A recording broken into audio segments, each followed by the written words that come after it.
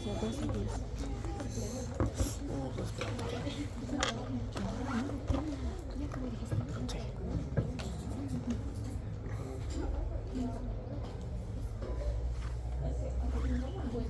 bien, entonces continuamos con respiratorio ya que hemos terminado digestivo y básicamente digamos la función general del aparato respiratorio, como ustedes saben, es un proceso por el cual los seres vivos intercambian gases dentro de lo que es el medio interno con el medio externo. Entonces, producto del metabolismo, ustedes recordarán. Otra de las preguntas que es importante que nosotros debemos saber de forma general es ¿por qué respiramos? Algo que lo hemos llevado también en la parte práctica, recordarán, es el proceso de la obtención de energía. ¿En qué organelo se da? Mitocondria. ¿A través de qué procesos? Bien. Fosforilación oxidativa, oxidación biológica y el ciclo del ácido cítrico, el ciclo de Krebs. ¿Sí o no? Bien. ¿Qué requería la mitocondria para formar energía? Glucosa, hidratos de carbono, que igual terminaban transformándose en glucosa. Después, ¿qué más necesitamos? Bien. Entonces, fíjense la importancia que tiene nuestro organismo para, o mejor dicho, dentro de este proceso. ¿Por qué respiramos? Porque tu organismo celular necesita formar energía todo el tiempo, absolutamente todo el tiempo. Entonces, ese proceso de formación de energía puede ser a través en el músculo, por ejemplo, de tipo oxidativa o de tipo glicolítica, recordarán. Y hay un subproducto cuando no tienes oxígeno en el músculo, ¿cómo se llama? Ácido láctico. ¿Y qué causa el ácido láctico en un músculo? Dolor. Duele. Eso es lo que te hace doler. ¿Está bien? Perfecto. Entonces, ¿por qué respiramos? Para obtener energía. ¿Por qué respiramos? Para eliminar el dióxido de carbono. Si el dióxido de carbono se acumulara en la sangre o en los tejidos, especialmente en la sangre, te va a dar un problema. Se llama acidosis metabólica. Por lo tanto, tenemos que a través de la respiración regular el pH de la sangre eliminando el dióxido de carbono. Si no, entramos en un proceso de acidosis metabólica. Bien, esas son las dos razones entonces por las cuales, digamos, nos preguntamos qué es la respiración y por qué respiramos. Por supuesto, dentro de las funciones principales vamos a tener entonces la respiración de tipo sistémica y la respiración interna, podríamos decirlo, que ya es el intercambio propio del oxígeno a los tejidos por la sangre, ¿no? Dotados por la sangre. Entonces, tenemos la respiración sistémica. ¿Quién se ubica? ¿Qué referencia hace ventilación pulmonar? ¿Qué será la ventilación pulmonar? Igual, conceptos generales empezamos. ¿Alguien se ubica? ¿No? La ventilación pulmonar es lo que hacemos todo el tiempo. Inspiración y expiración. Listo, no hay más. Entonces, como ustedes están aprendiendo terminología dentro del área de salud, entonces, ¿qué es la ventilación pulmonar? No es otra cosa que inspiración y expiración. Ya, ahí está, como en química. ¿No ve? Entonces, a este proceso tan sencillo que es la inspiración y la expiración se le conoce en el área de salud como ventilación pulmonar. Después vamos a ver las capacidades de la ventilación pulmonar, ¿está bien? En cuanto a números. Doctor, sí. Ya, muchas gracias. Entonces, vemos que la ventilación pulmonar no es otra cosa que la inspiración y la expiración. Entonces, ojo con eso. En el examen va a ir como ventilación pulmonar y ustedes tienen que saber a qué se refiere. Después tenemos, evidentemente, la difusión del oxígeno y el dióxido de carbono que se va a dar después de la inspiración y la expiración, después de la inspiración, eso terminará en los alvéolos pulmonares a través del intercambio gaseoso, ¿sí? Que este también tiene nombre. ¿Cómo se llama? Es con H. Hematosis. Muy bien. hematosis. Entonces el intercambio gaseoso ya en el alveolo pulmonar es el proceso denominado hematosis. Bien, listo. Otro proceso, el transporte. Por supuesto que ustedes saben, como estaban en la clase, circulación mayor, circulación menor, ¿no ve? En colegio. Entonces igual repasamos eso. El transporte del oxígeno y el dióxido de carbono, y luego vamos a ver saturaciones de oxígeno, presión parcial de oxígeno y todo eso que tiene que ver con el torrente sanguíneo. Entonces distribuirá a través del organismo hasta llegar a los tejidos, y gracias a el glóbulo rojo, que tiene un componente importante que es la hemoglobina, que también lo hemos visto que influye en los tipos de anemias, ¿verdad? Entonces acá vamos a ver cómo está conformada esa hemoglobina, qué partes tiene para cumplir esa función. El otro, el intercambio tisular, otra de las funciones de la respiración. Esto ya en los tejidos, ¿no? Intercambio del oxígeno por el dióxido de carbono. Luego, la utilización del oxígeno. ¿Para qué utilizamos el oxígeno? ¿Para qué utilizábamos el oxígeno? Con razón les va mal el examen. Piénsenlo. Para obtener energía. Para obtener energía. Sí. Claro. ¿Por qué respiramos? Para obtener energía. ¿Para qué se utiliza el oxígeno? Para el metabolismo celular, que es coadyuvante de la formación de el ATP. ¿Sí o no? Listo. Entonces, para formar energía. Y por supuesto tiene que haber un control de la regulación de este aparato. Entonces todo esto sigue siendo general. ¿Está bien? Bueno, ahí había un ejemplo de lo que hemos visto en la parte práctica del proceso, un poco de la formación de lo que es el ATP. A eso se le conoce también como respiración celular, que básicamente es la utilización del oxígeno para el proceso del ciclo de Krebs, ¿no? Bien, luego vamos a ir viendo. Seguimos en general, introducción todavía.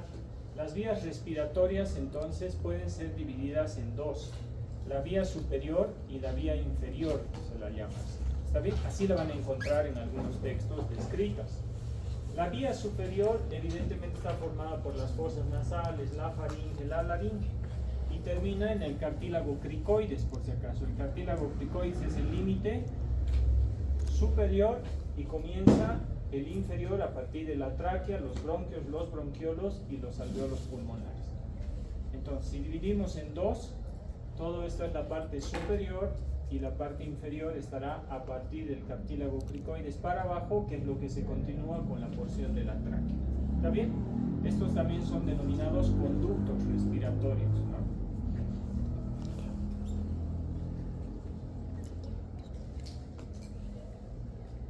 Bien. Fosas nasales. Casi la mayoría del epitelio que revista el tejido respiratorio, o mejor dicho, las vías respiratorias, es un epitelio pseudoestratificado ciliado. En algunos casos es cilíndrico, en algunos casos es cúbico, presenta también células caliciformes, tiene una lámina basal. Sin embargo, la mayoría estará conformada por un epitelio pseudoestratificado. En relación a las fosas nasales, aproximadamente se ha determinado como promedio un 160 centímetros de una superficie revestida por mucosa que tiene funciones. Una de esas funciones son el calentamiento del aire y la humidificación, ¿cierto? ¿Reconocen ahí algunas estructuras en la pared de la... ¿Sí? Ya lo reconocen, ¿no? Sí. Los cornetes, los meatos, Sí. y hay un huequito ahí. ¿Cómo se llama ese huequito? Importante para una buena función del antro. ¿Cómo se llama ese huequito? Sí, sí, porque hay presión positiva y negativa, ¿no? Cuando entra. ¿Cómo se llama, pero este huequito que está a nivel de la este de aquí? Es como el ostium. ¿Ah? De hecho, hay una clasificación de Drefner para determinar la función del antro o del seno maxilar en base a la obstrucción o no del ostium. El ostium es ese. ¿Recordaban? ¿No? ¿No? Bien. Fíjense esto. Las fosas nasales evidentemente estará revestida por un epitelio pseudoestratificado y ciliado.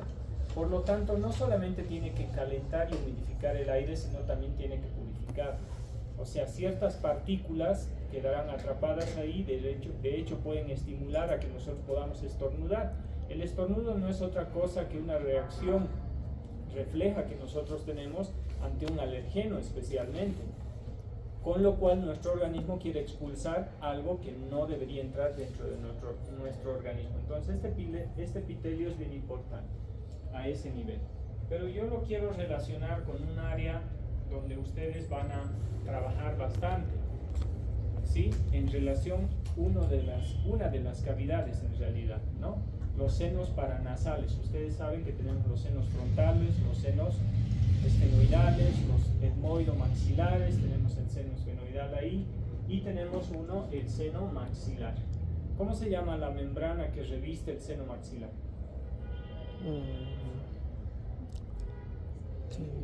Es un epitelio.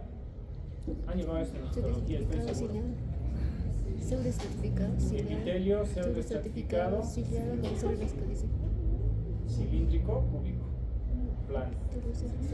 Ciliado, porque la actividad ciliar hace que elimines moco, ¿sí o no? ¿Bien? No, sí. Entonces, el seno maxilar es una de las cavidades, ¿sí? O senos paranasales más grandes que también cumplen la función como cajas de resonancia. Aproximadamente se dice que tiene una capacidad de entre 12 a 15 ml de capacidad, dependiendo del tamaño del seno maxilar, por supuesto. Entonces es una de las cavidades que, fíjense que cuando el aire inspirado entra por la cavidad nasal, por ese pequeño espacio que está a nivel del meato medio, que se denomina ostium, va a penetrar el aire y, aunque ustedes no lo crean, entra al seno maxilar, se calienta, se humidifica, por eso el seno maxilar es bastante contaminado.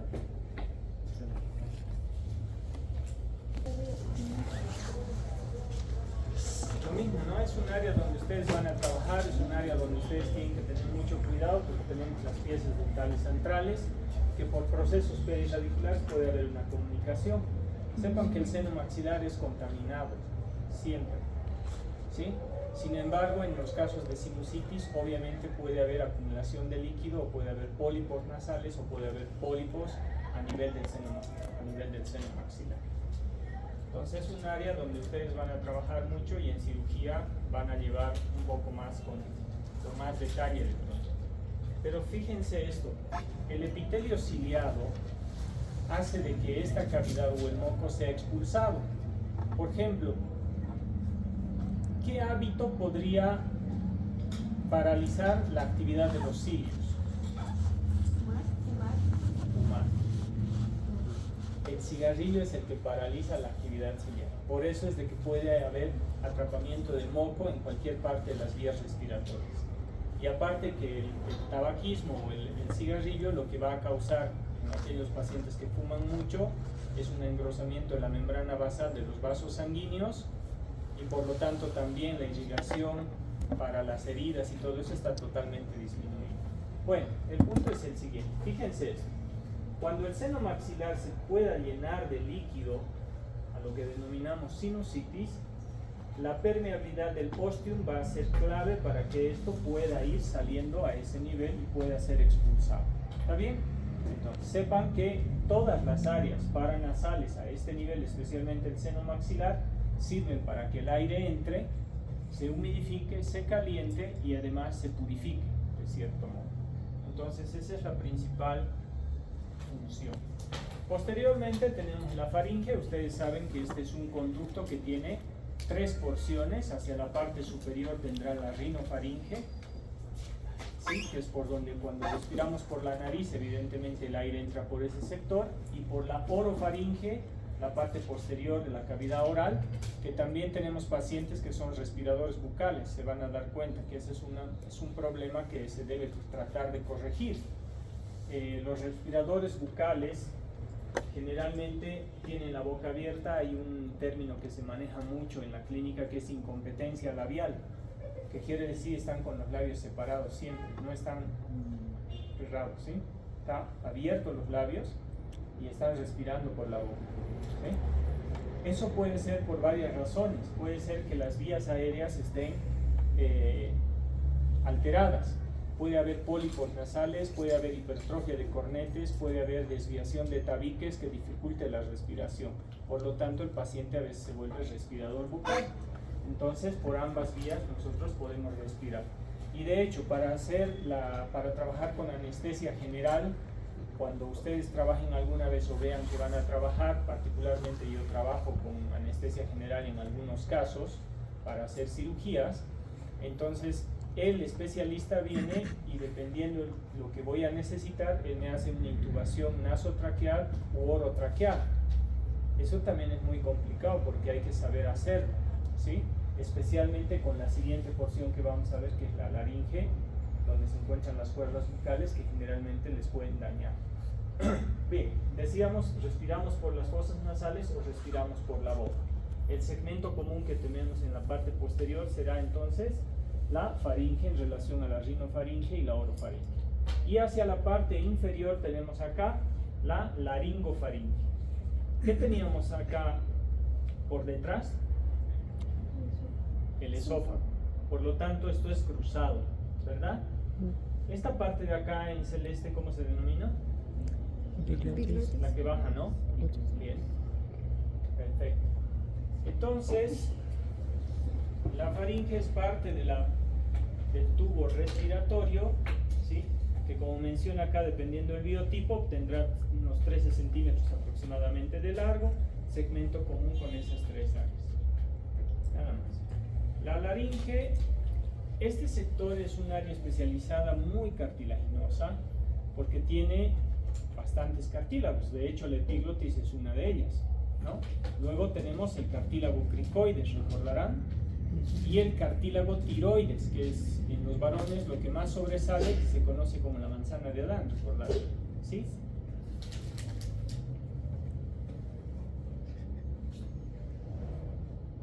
Acá tenemos un esquema mejor. Este es el cartílago tiroides, el cartílago cricoides, ¿sí? Y en medio vamos a tener la glotis. Acá tengo una imagen un poco más. Otra serie de cartílagos van a ser la glotis, donde se encuentran las cuerdas bucales, que nada más son unos pliegues que al momento de ser expulsado el aire vibran y generan la voz, ¿no? Generan los sonidos en realidad, ¿sí? Y este es el lugar donde se debe evitar dañar. Y ese es el lugar también que no hay que tocar cuando se hace un proceso de traqueotomía. ¿Han escuchado hablar de la traqueotomía, no? Bien. Bueno, la laringe, luego viene la tráquea, conductos, esto ya lo ha llevado, es más repaso de anatomía. Esta porción de la tráquea aproximadamente tiene entre 15 y 20 anillos. De hecho, para hacer traqueotomía, que van a aprender por lo menos de manera general en cirugía, cuando hay un edema de glotis, por ejemplo, por una reacción alérgica y se te está cerrando la glotis, ¿qué sustancia química se libera ahí? Histamina. Histamina. Entonces, ¿qué utilizas? Antihistamínicos. No hay otro. ¿La histamina qué promueve? Vasodilatación y facilita la permeabilidad capilar, por lo tanto hay mucho edema y te puede cerrar la glotis. Bueno, entonces, si quieres en algún momento, no es tan sencillo, parecería fácil hacer la traqueotomía, pero no es. Tienes que contar 1, 2, 3, 4, 5 y por debajo del quinto anillo, en este segmento, ahí puedes hacer el corte. Parecería fácil, pero no es tan sencillo. Este cartílago, estos anillos estarán conformados en forma de herradura, como ustedes pueden ver acá en este dibujo. Fíjense, en la parte anterior tiene un cartílago bien definido como una herradura, ¿sí? Y en la parte posterior acá solamente tiene músculo liso. Esta estructura, este diseño está hecho para que el esófago en este segmento, cuando está pasando el bolo alimenticio, no choque contra un cartílago en este segmento y sea un sector mucho más móvil. Por eso es que cuando tú deglutes, esto automáticamente tiene un movimiento de flexibilidad para que pueda pasar el bolo alimenticio y no interfiera. Entonces, si se fijan bien, aquí está el cartílago en U o en herradura. Y solamente hasta este segmento, nada más. Hacia la parte interna vamos a encontrar el epitelio pseudoestratificado, generalmente cilíndrico ciliado, ¿sí? Presenta células califormes, presenta la lámina basal o la membrana basal, y en la parte posterior tiene músculo liso.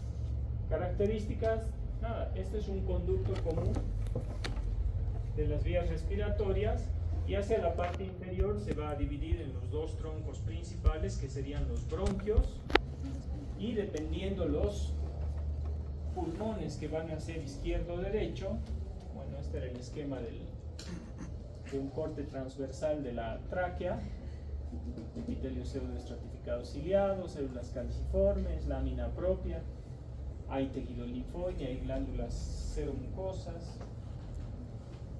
Y esto, igual que en anatomía seguramente lo han visto, bueno, los bronquios principales, y estos se llaman bronquios lobares, porque van a ir a los lóbulos, el superior, el medio y el inferior en el caso derecho, y en el caso izquierdo serán solo lobares o bronquios lobares, superior e inferior, nada más. Y después vamos a tener a los bronquiolos propiamente dichos, que se van a ramificar hasta llegar a el alveolo pulmonar. Y esas son las vías de conducción. Ese músculo, el de abajo, ¿qué es? Diafragma. Y cuando se contrae, ¿qué pasa? ¿Ah? Ah, es el principal músculo de la expiración. No, es de la inspiración.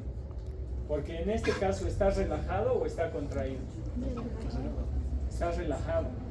Cuando se contrae este músculo, tira para abajo y amplía la caja torácica en sentido vertical, ampliando la capacidad pulmonar para introducir. Entonces es un músculo de la inspiración. De hecho, el 70% de la inspiración está determinado por el diafragma. Cuando este diafragma se contrae, esto se estira. Y la contracción es con gasto de energía. La expiración es relajación sin gasto de energía. ¿Está bien? O sea, para inspirar, el diafragma tira para abajo, ¿sí? Ampliando la capacidad torácica, y es con gasto de energía. En la relajación, no necesitas gasto de energía y esto simplemente se relaja. ¿Está bien? Bueno, nos estamos pasando a mecánica alveolar. Y luego tenemos los alvéolos pulmonares. Aproximadamente tenemos entre 500 a 600 millones de alvéolos pulmonares. No todos son del mismo tamaño, como lo vamos a ver cuando describamos la ley de Laplace. ¿Qué es lo que ocurre a este nivel, ¿no? Y a qué distancia deberían estar los capilares para que ocurra el intercambio gaseoso. El intercambio gaseoso a este nivel se da por qué tipo de proceso de transporte, difusión, sin gasto de energía. Listo. Ven más ejemplos de la red capilar. En el texto también menciona como primera etapa. La primera etapa nada más es la, ¿cómo se llama este proceso? Ventilación pulmonar. Y luego, ¿cómo se llama este proceso que va a ocurrir acá? ¿Ah? Sí, pero tiene nombre. Hematosis. Ya está. Entonces a eso lo describen como la primera etapa. Y la segunda etapa lo describe como el intercambio tisular. O sea, el intercambio del oxígeno por el dióxido de carbono, pero en los tejidos, y luego la regulación. Entonces, la primera etapa y la segunda etapa. ¿Está bien? Así lo describe su texto. Por eso lo puse esto acá. ¿Está bien? Que más o menos resume todo lo que habíamos hablado. ¿Cómo ventilamos? ¿sí? La ventilación no es otra cosa que una mecánica por actividad muscular. Entonces, lo que vamos a ver es un poco eso. Esta caja torácica tiene la capacidad de ampliarse no solamente en sentido vertical, sino en sentido antero-posterior, ¿sí? Y para eso va a actuar ciertos músculos. De hecho, los denominamos músculos de la inspiración y de la expiración. El principal músculo de la inspiración va a ser el Diafragma. ¿cuánto por ciento? Aproximadamente 70%. Bien. El diafragma tira para abajo, ampliando la capacidad de los pulmones en sentido vertical, ¿sí? Y va a haber otros músculos que van a ampliar la caja torácica. Todo esto es generalidades todavía. ¿Está bien? Ahí tenemos nosotros. Hay unos músculos que están entre las costillas. Precisamente son dos: los intercostales internos y los externos. Los músculos intercostales internos son los que van a contraerse y van a ampliar la caja torácica, junto con otros músculos accesorios, como por ejemplo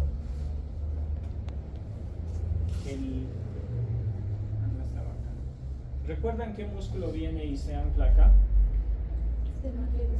El esternocleidomastoideo. Y luego hay otros músculos más, como los serratos anteriores, ¿sí? El esternocleidomastoideo, los serratos anteriores, elevan la caja torácica, son músculos accesorios. Y los músculos intercostales externos, por ejemplo, igual amplían. Entonces, cuando tú respiras, básicamente la mecánica de la ventilación alveolar, cuando inspiras, la capacidad pulmonar tiene que verse ampliada por esta actividad muscular. El diafragma tirará para abajo con esa contracción y los demás músculos elevan la caja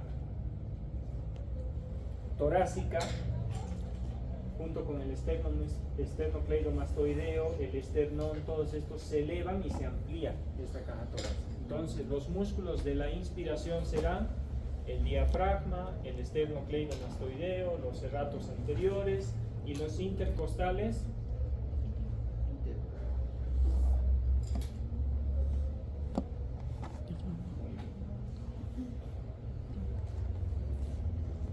lo mismo. Más ejemplos. En cambio, para la inspiración, o mejor dicho, para la expiración, cuando tú quieres botar aire, actúan los músculos rectos abdominales, ¿sí? Se contraen los músculos rectos abdominales, que es lo que te ayudan a botar el aire aproximadamente. Y los intercostales, ¿internos o externos? Externos.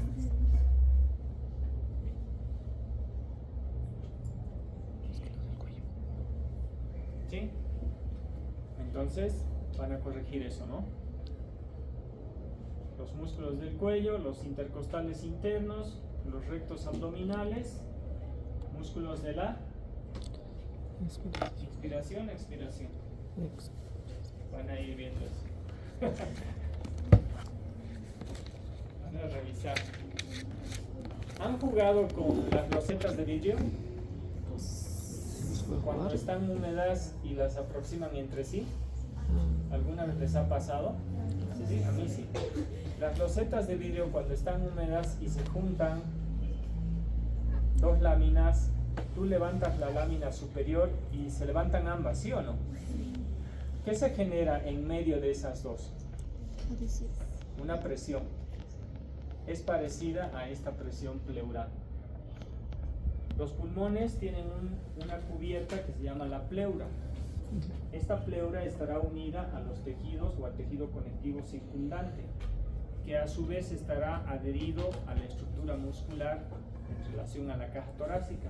Es por eso que cuando hay un movimiento muscular de la caja torácica y del diafragma para abajo, por ejemplo, en ese sentido ampliando la capacidad pulmonar, gracias a esta presión pleural interna, que está aproximadamente entre menos 3 milímetros de mercurio, que es parecido a las losetas de vidrio, es que los pulmones tienen la capacidad de ampliarse. ¿Han escuchado hablar del colapso pulmonar? Que cuando hay un edema o algo tienes que despresurizar. ¿No han escuchado nunca hablar de eso? De hecho, tienes que pincharlo para que se desinfle, ¿sí o no? Entonces, si es que hubiera más bien una perforación de esta pleura, sin razón, obviamente, colapsan los pulmones. Los pulmones en anatomía no han visto, ¿no? En mis épocas veíamos pulmones. ¿Acá ven igual? No. ¿Sí? ¿Todavía ven? Han visto que son chiquitos, ¿no? Entonces no es igual cuando uno está vivo. ¿Por qué? Porque una vez que esto se pincha, colapsa. Toditos colapsan. Su tamaño disminuye. Bueno, hablamos de capacidad pleural. Veamos capacidades pulmonares. ¿Qué era la ventilación pulmonar? La inspiración y la expiración. Ya, la inspiración y la expiración, ¿ves? Ahora le vamos a poner número. ¿Cuánto creen que nosotros inspiramos y ventilamos en cantidades? 500 ml aproximadamente. ¿Sí? Eso está determinado porque se ha hecho un cálculo en relación por minuto, ¿sí? En un determinado tiempo. Entonces, la ventilación pulmonar, ¿cuánto es? 500 ml. ¿Está bien? El volumen de reserva inspiratoria es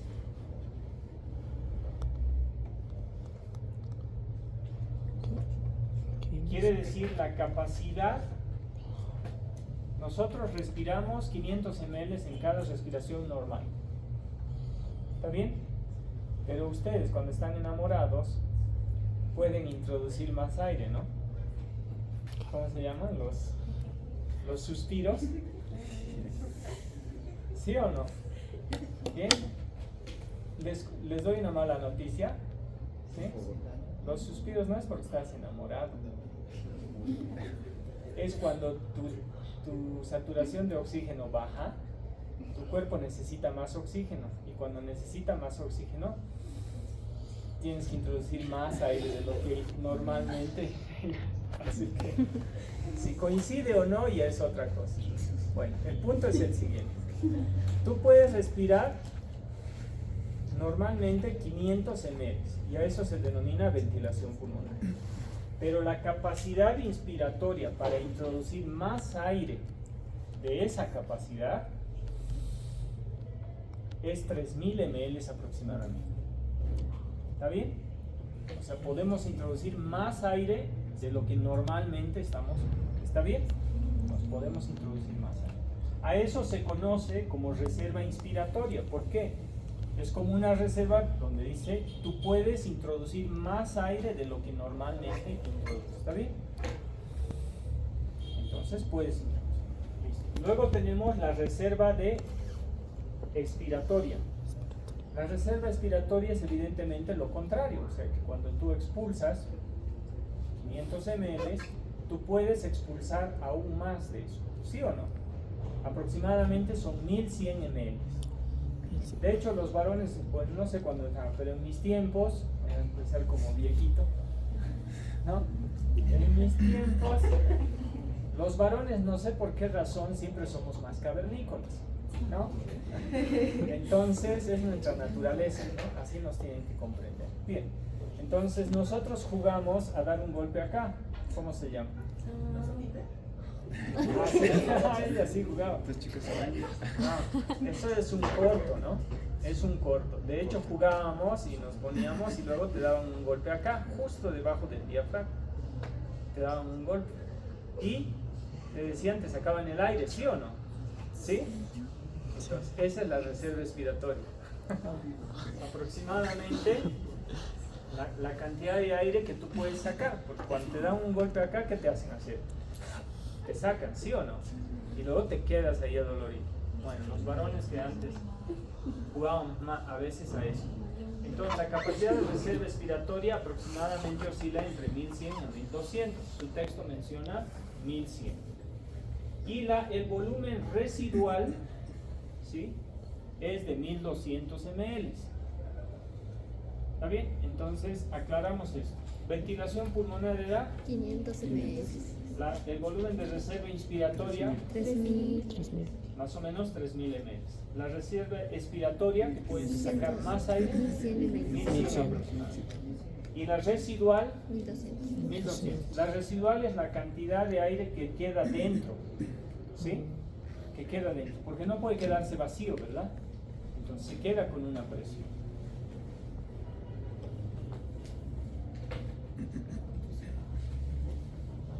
Ahora, ven que este término es distinto y se confunden en el examen también, porque preguntamos generalidades.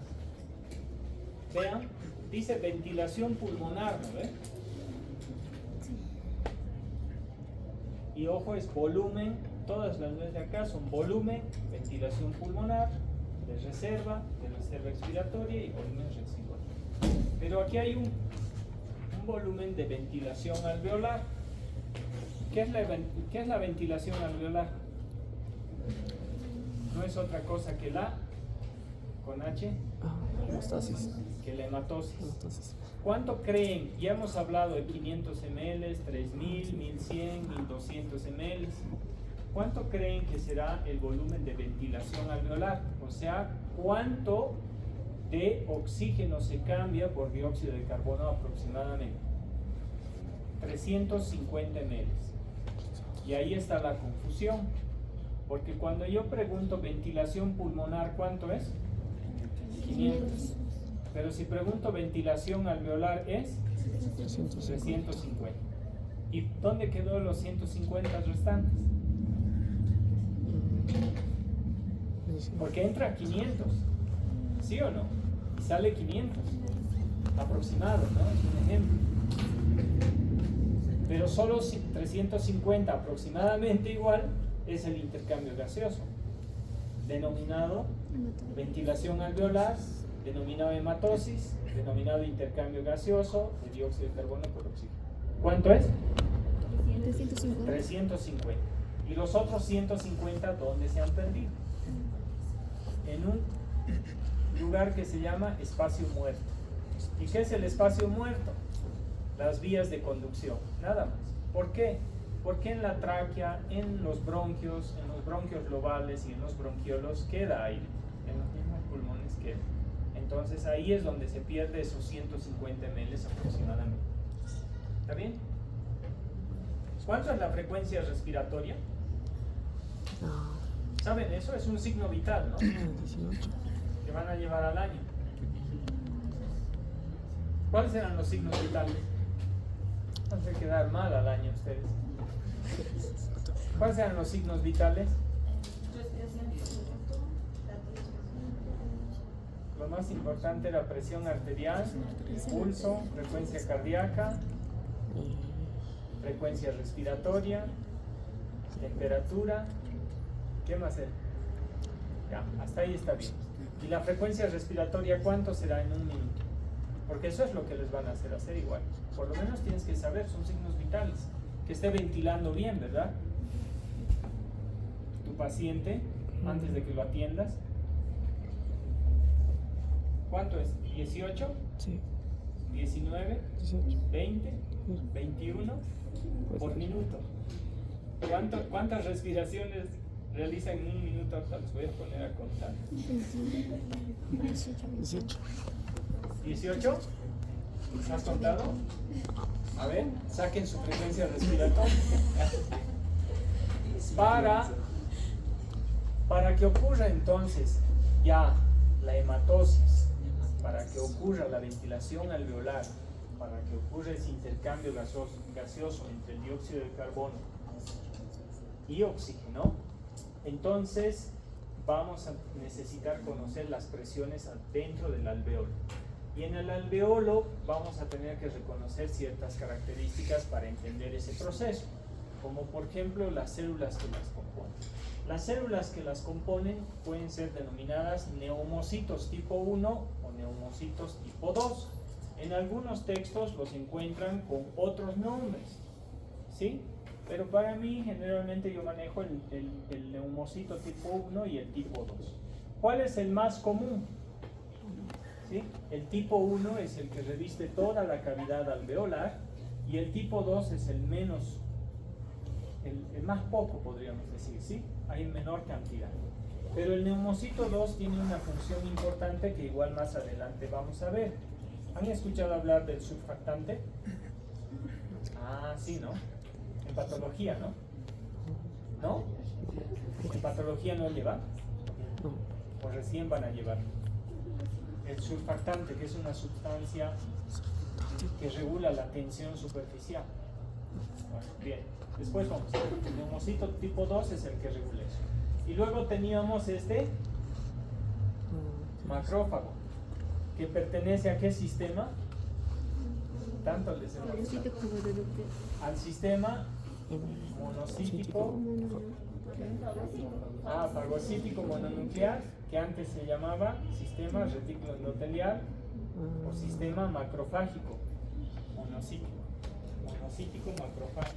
Bien, ahí está el macrófago más. Entonces hay tres tipos de células: neumocitos tipo 1, tipo 2 y el macrófago.